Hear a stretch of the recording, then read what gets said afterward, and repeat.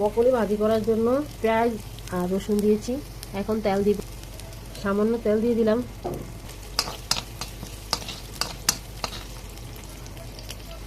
Half চামচের মতো লবণ দিয়ে দিলাম, সামান্য হলুদ দিয়ে দিলাম। এখন বকলি দিয়ে দিব। হলুদটা তেলের সাথে যদি একটু লাগে তাহলে হলুদ তেলের মধ্যে যে হলুদের কালারটা আছে অনেক সুন্দর লাগে। এই জন্য সবগুলো বকলি এর সাথে না দিয়ে অল্প একটা দিলাম। এখন সবগুলো দিয়ে দেবো। এখন নেড়ে ছেড়ে দেবো।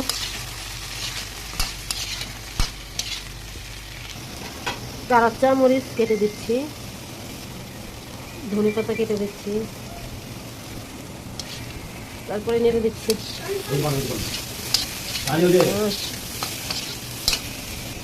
হয়ে গেছে, বকলি ভাজা শেষ।